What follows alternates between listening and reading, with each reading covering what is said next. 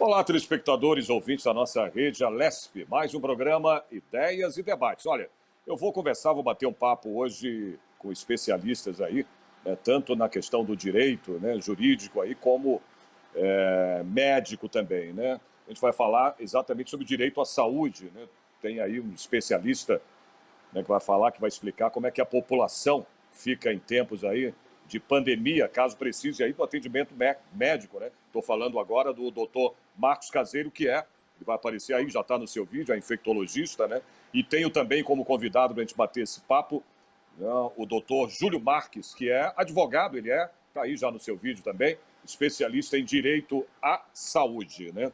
Eu não vou nem, né, vou começar, se vocês quiserem se apresentar, né, aí melhor, tudo bem, pode começar, ou o Júlio, né, ou o doutor Marcos, que é infectologista, podem aí fazer as suas apresentações, né? O ideal mesmo é a gente já começar explicando, né, doutor Marcos, essa questão toda aí da população, né, a questão do atendimento em hospitais, né? Posso começar com o doutor Marcos, né, Júlio? Tudo bem para você? Sem Claro, problemas? por favor, por Né? favor. E já para que a preocupação de todos, né, no tempo esse tempo que a gente está vivendo, principalmente com o avanço aí, né, o crescimento, né, doutor Marcos, dessa pandemia, como é que fica, né, os hospitais, né, a falta aí de UTIs, né, tudo isso, né, o senhor como infectologista sabe muito bem que é um problema muito grave, né, não ter condições de atender, né, uma população, principalmente uma população do tamanho, né, doutor, do estado de São Paulo. Bom, então, primeiro, boa tarde, prazer estar aqui com você, né? Prazer estar aqui conhecer Prazer o é Júlio nosso, também, prazer é como nosso. advogado, é uma honra estar aqui com vocês, viu? Interessante, eu sou infectologista, sou do Hospital Emílio Ribas e sou aqui do município de Santos também, que tem uma longa história e tradição da questão das Uhum. doenças infecciosas. Nós temos a interessante, o Júlio, aí, eu acho que ele conhece, nós temos aqui na Universidade do Santa Cecília, nós temos uma pós-graduação, tem poucas, tem 4 no Brasil, que chama Direito e Saúde. É uma pós-graduação que eu dou aula lá, dou aula de medicina sobre a questão do direito de saúde, que cada vez mais, na verdade, cada vez mais essa interdisciplinariedade, essa questão tem permeado essas diferentes disciplinas, né? Uhum. Mas falando na questão do HIV, a coisa é assim, nós vivemos a pior crise sanitária que esse país já teve. Né? Eu sou formado há 33 anos, eu tenho 57 anos, sou formado há 33 anos. Eu vivi a história do HIV, né? Eu era um médico residente do Emílio Ribas quando os primeiros casos apareceram, né? Que foi uma coisa muito séria. Vi o final da história da meningite, peguei epidemias de sarampo, mas nada, do H1N1, nada se compara ao que nós estamos vivendo. Né? Eu digo para vocês e afirmo, é uma tragédia sanitária sem precedentes. Essa tragédia sanitária é muito discutível, que ela certamente poderia ter tido outro desfecho, ou nós estaríamos em outro desfecho, eu não tenho a menor dúvida, se não fosse a absoluta desarmonia que nós estamos vivendo dentro de um governo que na verdade tem algumas questões que nós claramente podemos dizer negacionistas, né? Quer dizer, de não acreditar no vírus, de propor terapias absolutamente ineficazes, que estão sabidamente comprovadas, né? Então, é essa situação que a gente vive. Neste momento, é o pior momento da epidemia.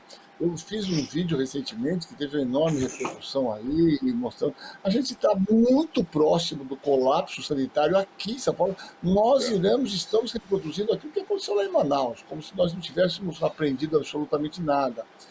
Né? Temos uma imensa circulação dessas variantes novas. Né? Eu acabei de receber um dado aqui do Adolfo Lutz, mostrando que essa cepa, já é uma P2 e a P1 circulando aqui intensamente, que justifica essa imensa disseminação desse vírus, e nós caminhamos, passos sérios. Eu posso afirmar para vocês, aqui na região, os hospitais particulares não têm mais vaga, estão improvisando, por exemplo, áreas de endoscopia, centro cirúrgico que tem respirador, e é uma situação sanitária sem precedentes nessa história do nosso país. Muita gente vai morrer ainda, né? E o que eu queria, só para terminar esse início da minha fala aqui, é que o Brasil, desde o começo, tem feito uma fala que eu tenho dito insistentemente, tenho falado insistentemente nisso, que é uma conta errada. né? Porque, na verdade, não se montou um comitê de crise, não se chamou sanitaristas, epidemiologistas, infectologistas para montar um grupo de trabalho para se discutir essa questão da epidemia. Então, só para dar um dado para vocês, publicação da semana retrasada no Jornal da Associação Médica Americana, das 250 mil internações iniciais por Covid no Brasil, pasmem para esse dado. Né? Que a conta de São Paulo, temos leitos tem muito leito. 36% das pessoas que internam morrem. 58%, se for para UTI, só ir para UTI, 58% morre. E se for entubado, 80% morrem. Então, veja, essa conta, temos vaga na UTI, é uma conta, do meu ponto de vista, absurda, porque a gente tem que trabalhar para as pessoas não irem para o hospital. E essa é a grande questão, porque se forem para o hospital, o risco de elas morrerem aumenta muito. Então, é essa circunstância que a gente tem. A gente tem uma epidemia completamente descontrolada no nosso país. Os dados mostram que, tirando Amazonas e Roraima, nós temos ascensão dos números em todos os estados, né? A epidemia se disseminando de uma maneira absurdamente desenfreada, acometendo de uma forma mais frequente jovens que eventualmente têm um perfil de resistência maior do que um velho, fica mais tempo na UTI, e a somatória de tudo isso que eu falei, resumindo, é o caos no sistema de saúde, que se já não estamos, em algum lugar estamos, como chegou em Araraquara, Bauru, o estado de São Paulo como em todo está chegando proximamente a isso. Esse é um panorama muito geral para a gente começar a conversar um pouco. Então, você está querendo dizer que o jovem, né, Júlio, até para a gente entender, ele demora mais, quer dizer, isso acaba incidindo aí na questão das UTIs, né, de não ter vaga na UTI. É isso que você está querendo dizer. Quer dizer, o jovem hoje, porque começou a pandemia, né, vocês lembram bem, eram os idosos. O problema eram os idosos. Idosos, né? Não, eles continuam sendo um problema. Continuam sendo. Eles continuam sendo. A gente está matando, velho. 94% das mortes aqui no estado de São Paulo é indivíduos acima de 55 anos. Mas o cenário novo é que ele está cometendo também, numa frequência maior, jovens.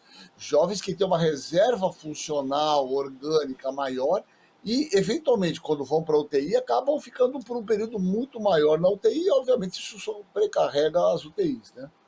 Que é o que está acontecendo, né, Júlio?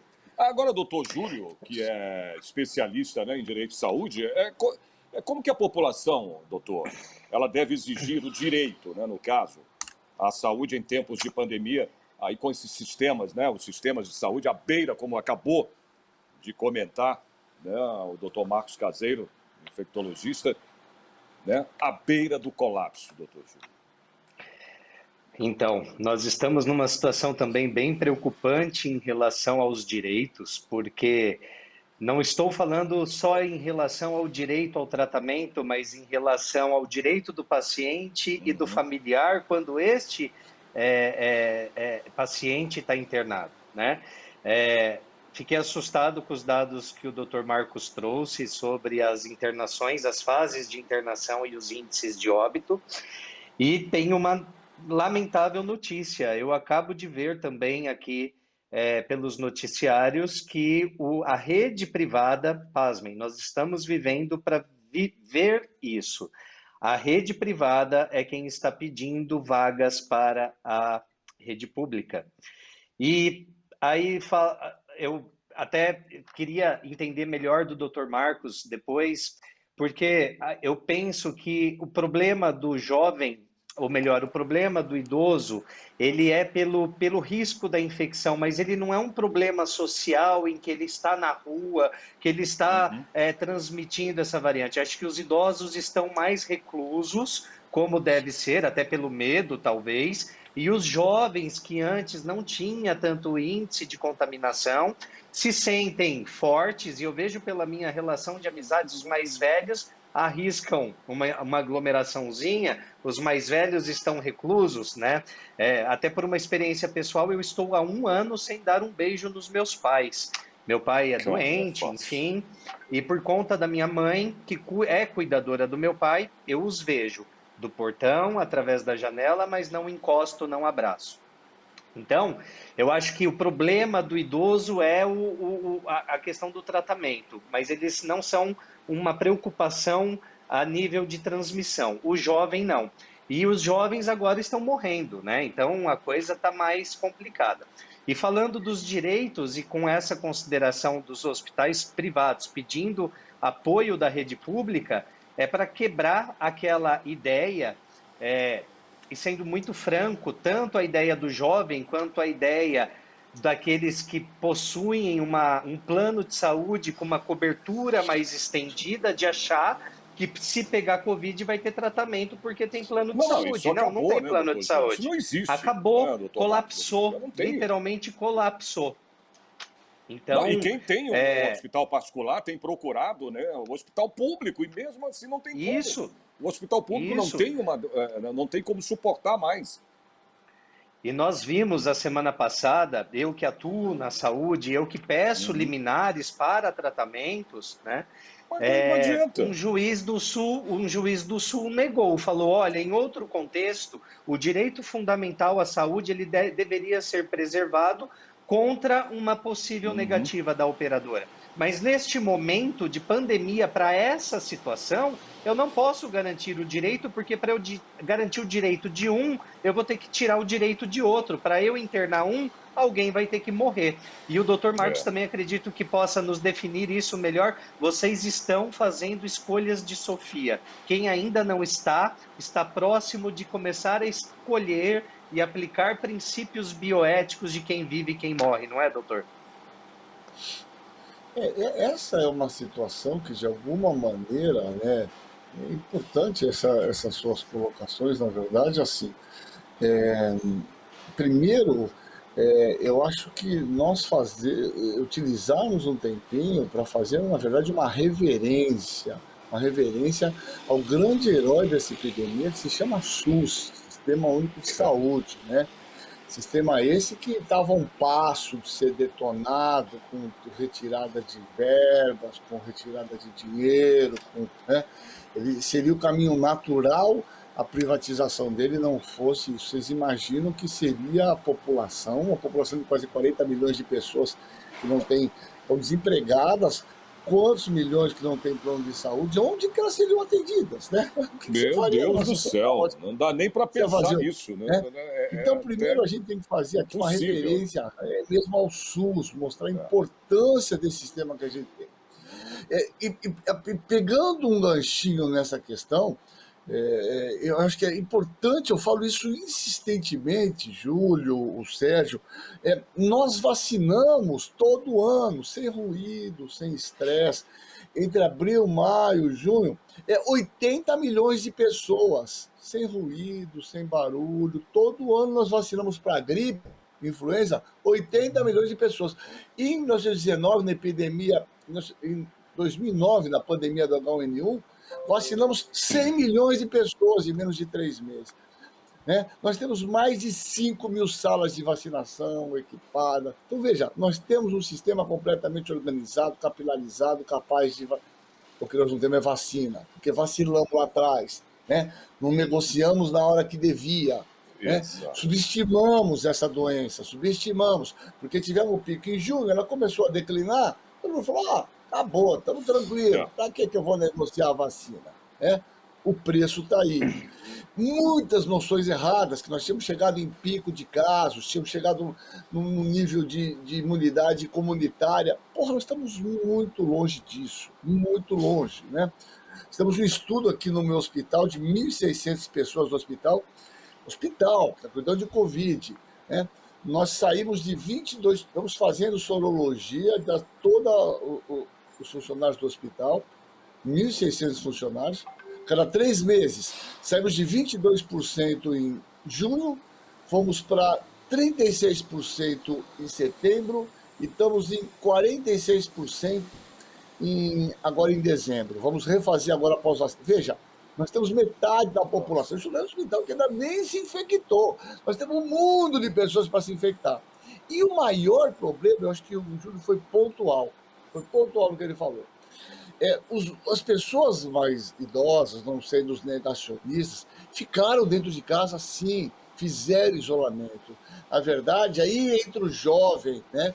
Entre o jovem, que na verdade tem sido um grande responsável por levar a infecção para dentro de casa.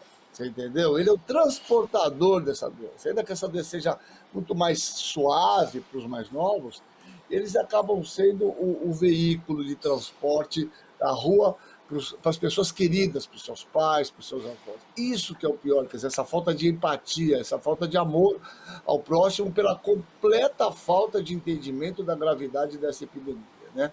Veja, não podemos esquecer, nós já matou 270 mil pessoas.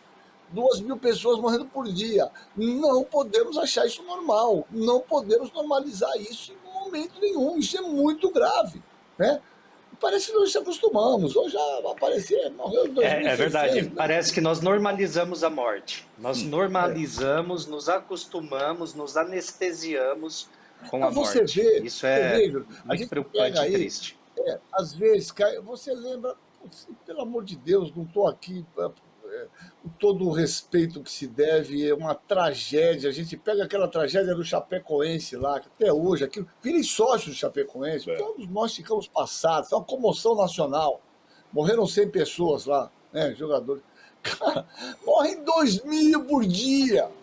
Todo mundo ficou comovido, foi uma semana só se falava, era caixão, uma coisa terrível, pelo amor de Deus. Né? Não estou merecendo, estou mostrando para ver como a gente começa a ver tanta morte, a gente entra aqui, parece numa situação de anestesia, que só passa a ser normal. Não é normal. Nós temos que nos indignar com isso, sim, sim. E neste momento, o que nós temos que fazer é isso. Veja, Ribeirão, São José, decretaram lockdown, não temos outra saída. Ou vacina ou afastamento. E para falar, eu sou muito falador, viu? Me interrompam aí. Não, mas você está certo. Tudo que você está falando é coerente e é certo, né, doutor? Veja, Sérgio, nós fazemos isolamento isso, doutor. Desde a época da peste bubônica. É isolamento. É o que nós fazemos. Mas eu sempre comparo isso, viu, doutor Marcos? Eu sempre comparo isso hoje, essa pandemia que a gente está vivendo, né, esse vírus, com a gripe espanhola. Né? Se você for colocar há 110 anos atrás, sei lá, né, o doutor tem muito mais condições de explicar para a gente do que, né, eu e o doutor Júlio, né, doutor Marcos? A situação da gripe espanhola. Como é que se combateu aquilo? Exatamente usando máscara, com isolamento. Imagina na época, né, se você está falando de mais de 100 anos, né, se hoje você tem tudo aí, a tecnologia de ponta, né, a gente está nessa situação por falta, como o doutor Marcos acabou de dizer, de se dormir no ponto, vamos dizer assim, né, doutor Marcos? Porque naquela época, menos ainda, né, doutor Marcos? Você não tinha condições nenhuma, né? E mas mesmo assim, durou 2 anos ou quase 3 anos, não é isso? Mas se saiu se conseguiu matou, dizem que matou mais de 50 milhões. 1/6 da população europeia. Olha aí. 1/6 da população europeia. Matou mais de 50 mil pessoas só aqui no estado de São Paulo. As pessoas não têm dimensão. E exatamente, você pega... E mais de 50 milhões no mundo, né? Na época é isso. Isolamento, ficar em casa, utilização de máscara. Veja, e o pior é que a esperança não vem, né? Porque pela nova nomeação agora do novo ministro, ele vai seguir a cartilha de Bolsonaro, né? Ele não vai decretar lockdown, ele não vai necessariamente prescrever a cloroquina, mas disse que os médicos têm a liberdade da prescrição, até por um direito ético mesmo do médico, mas aí precisa pensar na evidência científica, na evidência científica, claro. Agora hoje também, hein, doutor? Não, até eu sei que você está falando desse novo, né? Mas aí são situações que a gente tem que... exato. Por exemplo, doutor Júlio, a gente se focar um pouco mais nessa questão, né, de atendimento. Isso é muito importante porque o telespectador, né, ele quer saber, né, quais são os seus direitos. Como o senhor falou, não adianta, né, doutor Marcos, também você ter o jurídico ali e falar, olha, o direito, então vamos entrar com uma ação, com coisa, se você não tem vaga, né, se você não tem leito, se você não adianta. Né? Eu queria saber mesmo de vocês, doutor Júlio, a questão de convênio. Você fala em convênio. O que adianta você ter um convênio hoje? Né? Vale a pena pagar um convênio nesse momento? Vale. Então, eu vou explicar algumas questões que as pessoas têm muitas dúvidas e a gente precisa colocar cada situação nas suas caixinhas, né? Vamos pensar no seguinte, o que que a pandemia está trazendo? Ela está trazendo, nós estamos, vou usar uma expressão para todo mundo poder entender, acumulando doenças. Ou seja, nós estamos Claro. deixando de tratar algumas coisas porque nós não queremos nem correr o risco e nem acabar se submetendo a alguma intervenção. Esse é o primeiro ponto. Quando tudo isso passar, nós vamos ter que curar todas essas doenças que nós estamos hoje. Então, assim, quem tem plano de saúde e conseguir manter, porque a gente sabe que é caro, que infelizmente Boa. plano de saúde não é para todos, e existem uma série de expertises contratuais e ilegalidades, mas ainda assim, dentro do contexto geral, é válido ter um plano de saúde. Por quê? Uma coisa é cobertura para Covid. Vai adiantar? Não, não vai. Só que as pessoas não estão tendo só Covid. Amanhã eu posso ter um diagnóstico precoce de câncer. Pode aparecer alguma coisa no meu corpo e eu preciso de uma intervenção imediata, ainda que quimioterápica, que não dependa da internação. Se eu tenho essa garantia pela operadora, e aí estou falando exclusivamente operadora de saúde, a operadora tem que me garantir, porque tem todas as questões legais, rol da ANS e tudo mais. Se eu preciso de, eventualmente, sofrer um acidente, preciso de cuidados específicos na minha casa, até por cuidado com o Covid, necessito de um home care, o plano de saúde, dependendo do caso, vai ser obrigado a dar essa cobertura. Então, uma coisa que todo mundo precisa entender, precisei de internação para Covid ou para qualquer procedimento cirúrgico de urgência, vou ter vaga? Provavelmente não. Preciso de medicamento, preciso de consulta, preciso acompanhamento médico. O plano de saúde, vou ter cobertura? Deveria ter. Se não deveria, busque o judiciário, porque a maioria das negativas são ilegais e abusivas. Então, sim, como uma rede suplementar ao SUS, quem possuir condições, eu sou um defensor de que faça. Além do mais, se você não tem plano de saúde e aí, por conta da Covid, você pensou assim, poxa, vou fazer porque essa Covid vai me pegar e aí eu vou ter plano de saúde. Como eu disse, possivelmente, se você precisar de uma internação, ele não vai adiantar. Mas você contratando hoje, nós temos que pensar nas questões contratuais. Você vai começar a cumprir carência para quando você precisar deste plano, você não ter que cumprir lá na frente. Então, se a sua ideia é contratar um plano, tiver essas condições e não for, e se fosse exclusivamente para Covid, repense e mantenha a ideia, porque algumas questões pelo SUS, por também falta de gestão eficiente, faltam medicamento. Por exemplo, eu já tive Sim. situações que nós judicializamos o fornecimento de um medicamento pelo SUS, ficou um empurra, não empurra, essa questão até de natijus e tudo mais, demorou 3 meses para cumprir uma liminar, o paciente não aguentou. Era câncer metastático, que era para ser estancado lá atrás, pela morosidade do SUS, o paciente faleceu e não recebeu o medicamento. Pela via privada, você tem uma garantia de acesso mais rápido, né, do que pela questão gestacional do SUS. Até por uma falta, nós não podemos também só criticar o SUS, a gente sabe que é mal gerido, mas falta recursos, falta capacitação, faltam alguns outros elementos que só dinheiro.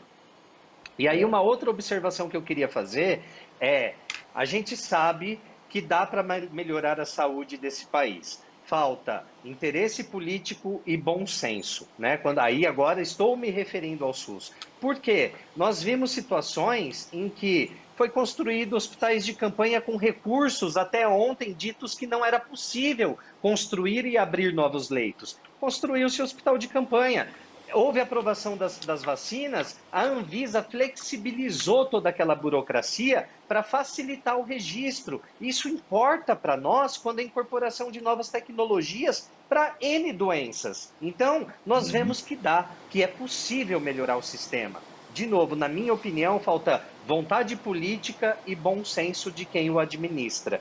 Porque também não adianta um querer administrar bem, sei lá, um governador, um prefeito, se ele também não tem subsídios de quem compete, porque a responsabilidade aí é concorrente, né? São os três entes que respondem pela saúde pública. Então, respondendo definitiva a pergunta, vale a pena sim pensar em ter plano de saúde. E aí, doutor Marcos, qual a sua opinião? Não, veja, infinitamente. Veja só, você parte de um pressuposto muito simples, que a gente utiliza na nossa vida diária, né?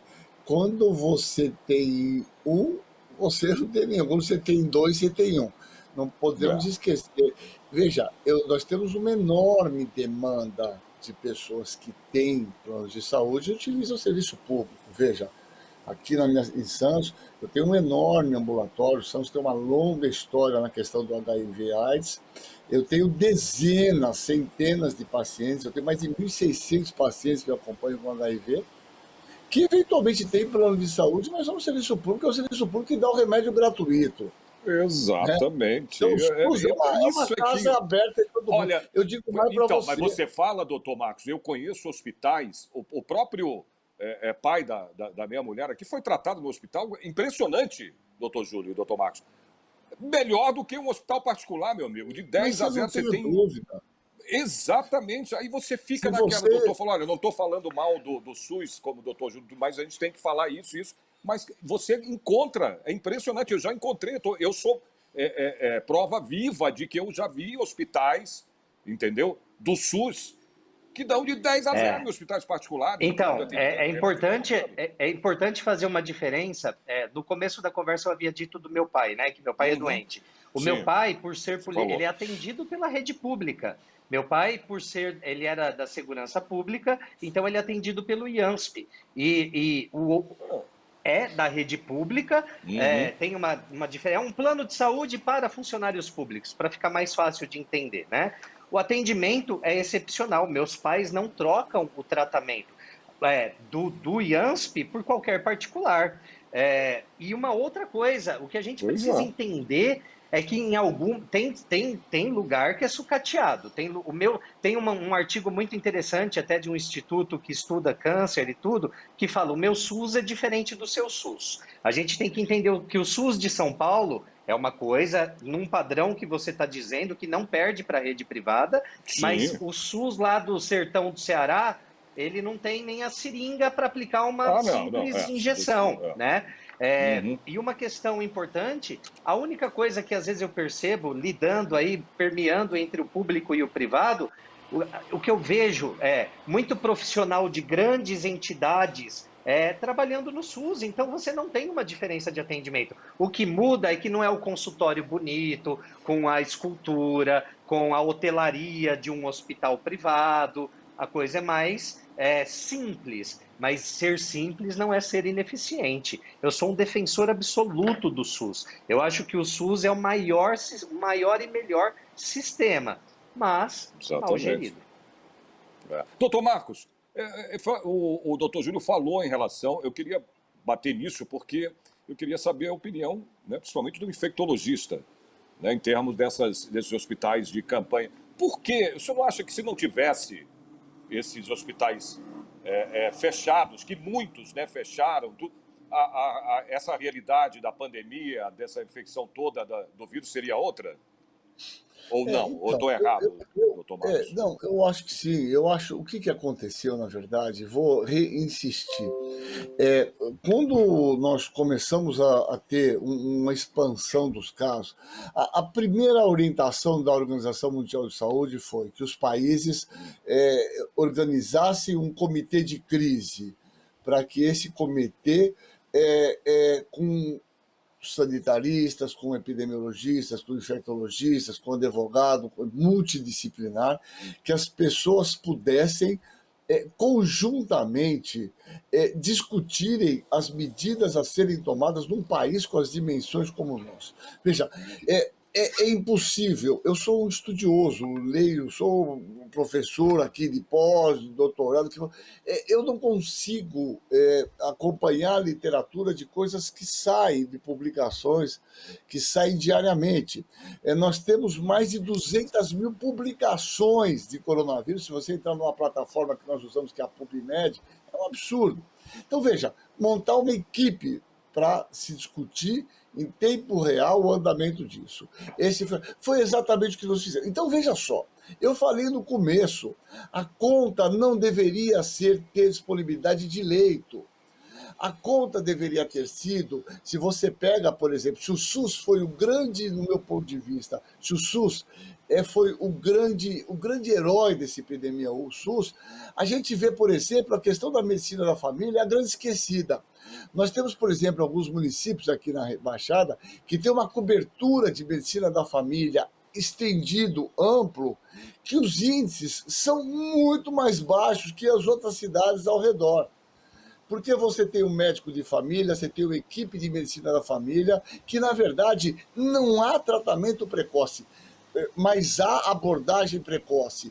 A gente tem que entender que 80% das pessoas que fazem Covid não vão ter nada, vão ter um quadro gripal doloroso.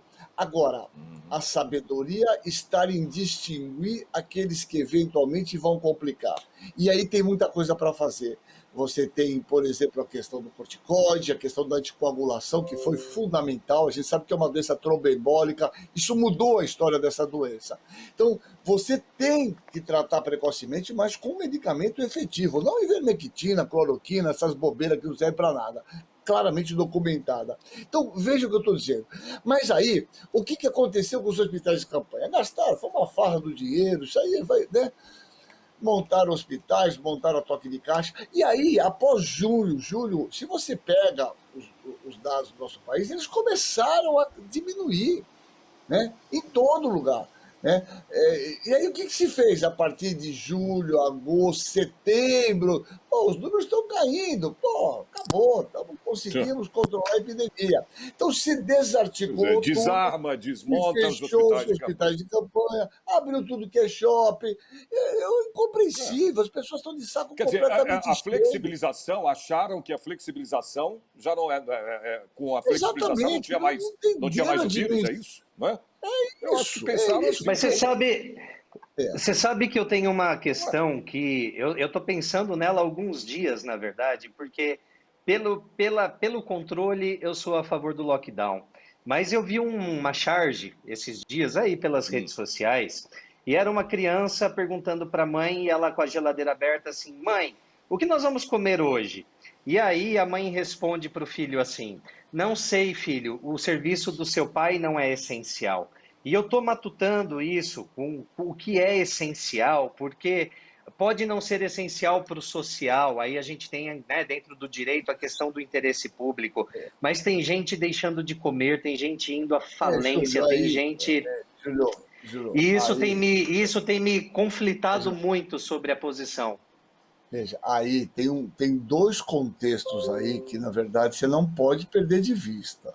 Eu vou dizer para você, os Estados Unidos, eles injetaram três vezes o PIB brasileiro para socorrer os pequenos, as médias, 3 vezes o PIB nacional para socorrer as médias, as pequenas empresas. No momento desse, não tem que fazer conta, nós temos reserva aí, externa de 300, tem que assinar cheque e ver o que... Nós temos que trabalhar com vida, a primeira questão é essa. Então, não dá para... veja, é isso. A segunda em nenhum momento nós conseguimos fazer um lockdown, uma parada. Nenhum momento. Lockdown é lockdown, é parar tudo. Veja, você vê outra coisa em São Paulo. Pô, você vê lá o metrô, você vê é multidão. Isso tem, você consegue uma diminuição.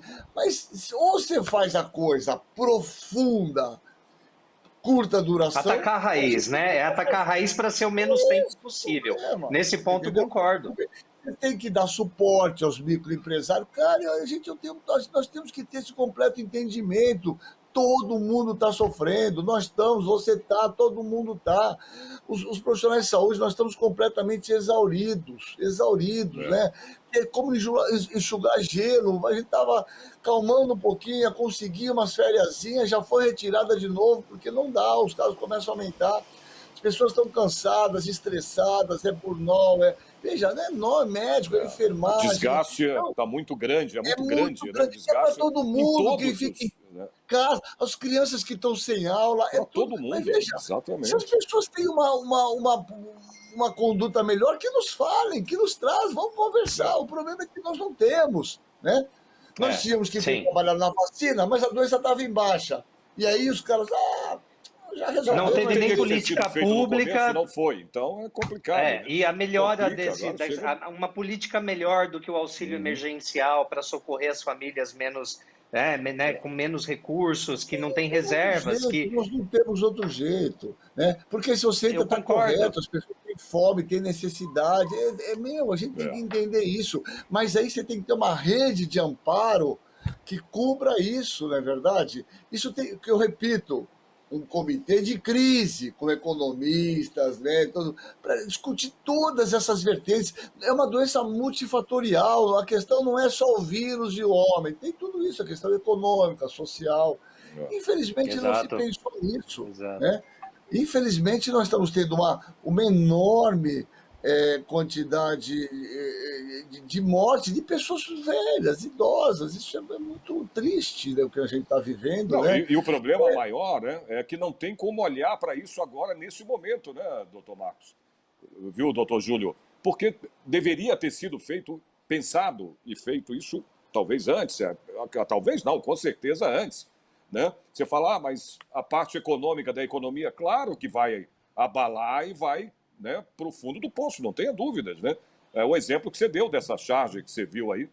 Né? Exato. Né, doutor Marcos? Exato. Mas, infelizmente, hoje, na situação que se está, não tem o que fazer.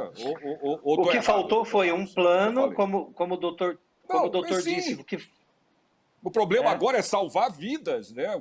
A preocupação agora é salvar, né, o máximo de vida possível, né, doutor Marcos? É isso. Na verdade, você sabe que isso lembra um pouco da história do HIV, entre aspas, aqui, mas o HIV foi uma doença que acometeu, matou muita gente, né? Olha, só para vocês terem uma comparação, neste momento que nós estamos conversando, o HIV até hoje, desde que a epidemia começou no Brasil, ele matou em torno de 230 mil pessoas. Veja, nós já superamos a morte de HIV pelo Covid. Eu estou falando do HIV desde o início da epidemia. Morreram no Brasil, documentado, 230 mil pessoas. O coronavírus já matou mais de um ano, né? Mas ele acometia pessoas jovens. Né? O Covid parece que ele tem um comportamento nesse primeiro momento e acometeu pessoas mais velhas. É como se falasse assim, ele ia morrer mesmo, né? Pô, tem 80 anos. Essa falta de empatia que mais me desespera, você entendeu? Quer dizer, as pessoas trabalham a vida inteira, vivem a vida inteira, trabalham a vida inteira para poderem chegar um momento e falar, puta, eu vou ter uma vida sossegada, vou passear, e de repente vem uma doença sempre, e as pessoas de repente normalizam esse tipo de coisa. É isso que me desespera, a falta de empatia, esse hedonismo do brasileiro, essa coisa, né, de achar que não tem que sacrificar um pouco. Vê esses países europeus que ficaram em guerra, você vê a história de Anne Frank, você vê história, lê, estuda. Os caras ficaram 3 anos intocados, com bomba sendo soltada em cima da cabeça, né? Você vê lá a Rússia com 2 anos comendo batata lá no cerco de Leningrado. Tem tanta história. A gente parece que a gente só sabe de sol, tem que ir para praia, tem que ir para shopping. É uma coisa impressionante. A gente não consegue entender pode, né? A falta que nós estamos vivendo. A falta sei lá, de consciência das empatia, pessoas. de amor ao próximo, de amor ao idoso. De amor ao próximo, exatamente. É falta. Gente, pelo amor de Deus, nós somos seres humanos, cara. A gente tem sentimentos. Como é que a pessoa pode não pensar em que ela saindo dali, além dela, né, poder vir a morte, né, a óbito, cara, ela infectar e matar uma família toda, né? Como já aconteceu, a gente vê aí. Né? Uma família só, naquele caso, teve uma família que foram 7 pessoas mortas, né? Infectadas e pela Covid. Olha que coisa, que absurdo. E as pessoas continuam não tendo, né, o mínimo de amor ao próximo, como o doutor disse agora, né, de pensar nas pessoas. Aí é nego ainda em cassino clandestino, é não sei o quê, é aglomerações em praia. Gente, é um absurdo. Agora, continuando esse papo nosso com a pandemia, como é que a população, não sei quem pode me responder, a gente estava falando disso há pouco, né? Como é que ela deve proceder caso ela não receba um atendimento adequado, no caso, melhor dizendo, de outras doenças, né? Que não são relacionadas aí, doutor Júlio, à Covid. Como é que a população deve proceder, né? Caso ela não receba um atendimento adequado, né? No caso aí dessas outras doenças, sem ser a doença, o vírus, sem ser pela Covid. Eu caí, a minha conexão deu uma caída aqui, pessoal. Não sei se... Você não está... Deu uma caída? Não, mas tudo bem, já volta. Caiu 2 vezes aqui, consegui... Caiu 2 vezes? A internet dá, mas agora você consegue me ouvir? Consigo. Tá, mudei até para o celular agora, porque... Não, maravilha. Então, é o que eu queria saber, como é que a população ela deve proceder. A gente estava falando, só para relembrar você, doutor Júlio, a gente estava falando das outras doenças, né, que não relacionadas à Covid, né? Sim. Como é que a população deve proceder aí no caso de não receber, né, caso ela não receba o atendimento adequado, no caso dessas doenças que não são da Covid? Tá. O procedimento é normal, seja pelo SUS, seja pela operadora de saúde, deve ser feito o pedido, né, no órgão competente quando nós estamos falando de SUS, ou para o canal de atendimento do paciente quando é operadora. Tem ali a resolução 259 da ANS, que no artigo 3º traz os prazos de respostas das operadoras. Lembrando também que urgência ou emergência não necessariamente é internação. Um diagnóstico de câncer metastático, possível tratamento com quimioterápico é considerado urgência, e aí para essa situação os prazos são imediatos. Se não responder, se a operadora não responder, porque nós temos observado também uma falha nessa gestão das operadoras, se elas não responderem a negativa branca, procure um advogado de sua confiança, ingresse em juízo, postule esse direito em juízo. As negativas mais comuns que nós temos acompanhado é o rol exemplificativo da ANS, né, que os tribunais vem combatendo ferrenhamente, dizendo que é ilegal, que ofende ao objeto do próprio contrato, a boa-fé e por aí vai, outros princípios de direito. Em relação ao SUS, se também não houver negativa ou não tiver atendimento, ou se houver a burocratização, busque seu direito, porque também tempo é determinante na saúde. O tratamento com o SUS é um pouquinho diferente do que com a operadora de saúde, então fique atento a essas questões, não aceitem não como resposta por desculpa ou justificativa da Covid, uma coisa não tem nada a ver com a outra, cada coisa na sua caixinha, cada coisa com a sua responsabilidade. Então, se houver negativa por internação, vale uma consulta para você entender se dentro daquela região. Até hoje cedo eu estava conversando com o pessoal da área e a gente fala, não dá para falar que não tem internação para ninguém. O que nós precisamos é analisar para falar que também não adianta buscar o direito. O que precisa analisar é, por exemplo, eu estou falando aqui de Barueri, por exemplo. Em Barueri, você tem uma contenção melhor. Então, eu tenho vaga. E se eu tiver vaga, eu posso postular em juízo para que seja ocupada para o meu caso, que é uma situação... uma outra preocupação que a gente tem discutido bastante. Com a Covid, diminuiu-se os transplantes, as doações, outro tipo de colapso que nós vamos ter que enfrentar. Exato, né? Eu ia falar disso até, e inclusive também os tratamentos de doenças, né, doutor Marcos? Eu queria até saber, né, no caso, se é viável, se pode se fazer, no caso de doenças graves em andamento, e essas cirurgias eletivas, num momento, inclusive, né, doutor Marcos, que a gente está vivendo dessa pandemia, né, mais grave ainda. Nesse momento, todos esses procedimentos eletivos foram suspensos. Esses 15 dias aqui, inicialmente, esquece, absolutamente impossível, né? Nossa mente tem que estar centrada nesses casos que estão aparecendo numa enorme quantidade, claramente já saturando o serviço público.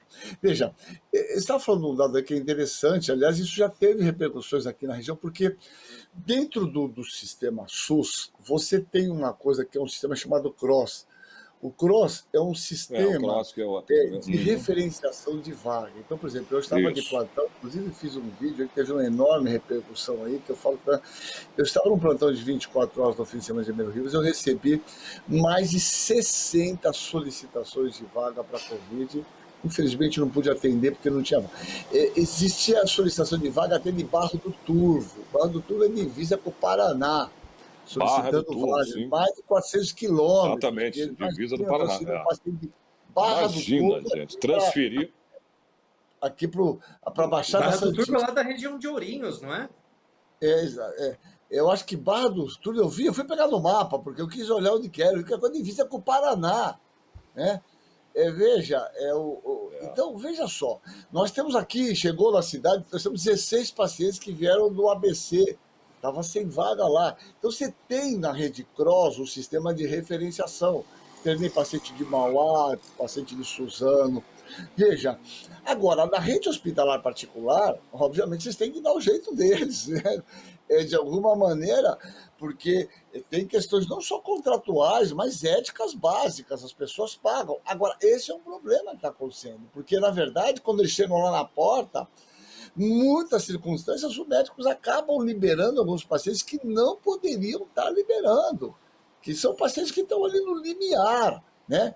Isso é uma coisa importante que a gente não pode perder de vista. Então, veja, todos têm direito à saúde, todos têm direito e todos têm direito a ser atendido e ser atendido por atendimento.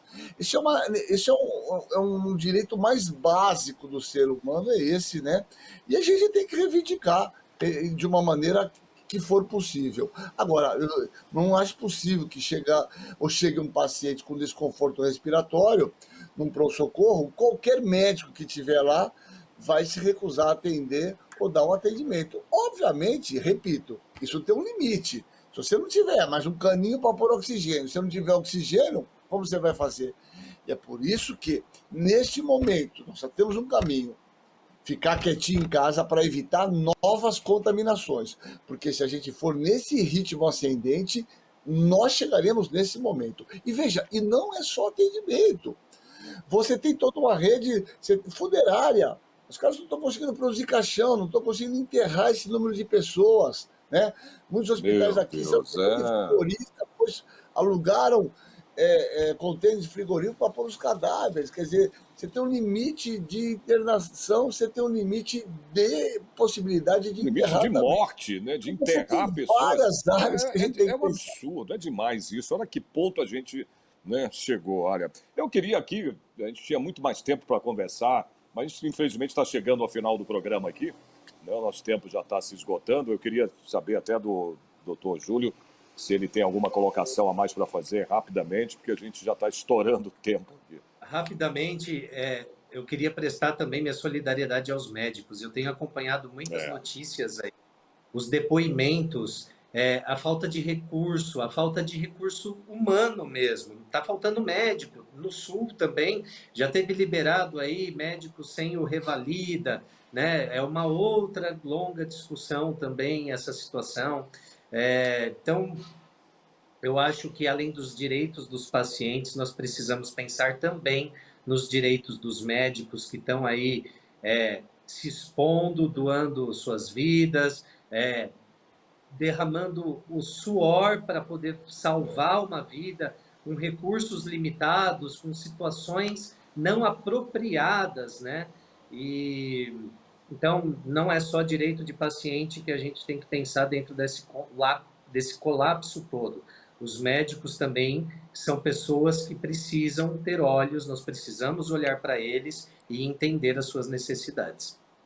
Concordo com você, viu, doutor Júlio? Parabenizo também. Minha solidariedade, né, aos médicos, essas pessoas, vocês, doutor, Marcos, né, que está à frente como infectologista. Todos né, os médicos hoje representados pelo Dr. Marcos. Nossa, né, pelo Dr. Marcos, exatamente. A minha admiração por vocês. Não, olha, sério, eu agradeço. Eu sou médico, eu sou um pesquisador, mas eu atendo, eu nunca deixei de atender, estou dando plantão atendendo, mas eu queria também com vocês, mas fazer a extensão desses nossos agradecimentos a todos os profissionais de saúde. Eu trabalho e posso dizer para você, quem segura uma barra imensa são os fisioterapeutas, são os enfermeiros, enfermeiras, são os auxiliares, são os técnicos de enfermagem que seguram uma barra pesada, um paciente entubado, um paciente que faz cocô de fralda, você tem que limpar, você tem que lavar, você tem que pronar, você os tem que... motoristas das ambulâncias, que são outros que ninguém enxergam, né? E que ninguém fala. Então aqui eu quero aproveitar o seu programa, esse encontro bem legal aqui para... E eles sabem disso, porque já estou indo para o plantão daqui a pouco, entre as 7 horas. Todos esses caras, porque eu sei o que esses caras trabalham, meu. Esse cara tem que aplaudir muito, pouca gente às vezes tem oportunidade de falar nesse cara, que é o que vai lá limpar a merda, que segura uma bronca, meu amigo. Exatamente. Não, e de pessoas que ele nunca viu na vida, que ele não sabe quem é, não é nem um parente, nem nada, cara. Olha, você fazer isso, você tem que, né, reverenciar mesmo, porque são pessoas que se preocupam com a vida do próximo. Isso sim. É isso aí. Isso é preocupação. De dignificar todos esses profissionais. Não é a figura do médico, não. É de todos esses caras que compõem um grupo que, se não é uma equipe junta, nada acontece. Né? O médico é uma parte... Essa grande engrenagem, então vai para eles, que eu sei, eu estou lá, tão exauridos, tão exaustos, mas estão lá. Não, o senhor também, imagino, né? Bem exaurido, cansado, porque não é fácil, ainda mais um infectologista, né? Não é fácil ter que ainda mais sua especialidade, exatamente. Pois é, exatamente. Parabéns, viu, doutor Marcos? Parabéns pelo teu trabalho. E ao Júlio também, né, que é um exímio especialista e defensor do direito à saúde. Obrigado aí pela participação dos dois. Obrigado. Agradeço uma honra estar com vocês. Mesmo a imensa gratidão nossa, né, pelo trabalho que vocês desenvolvem aí. Tá bom? Obrigado e até uma próxima. Júlio, prazer te conhecer. Sérgio, prazer. Estou sempre à disposição. Igualmente. Tudo de bom para vocês. Força e fé. Nós vamos sair mais fortalecidos e melhores. Muito obrigado. Viu?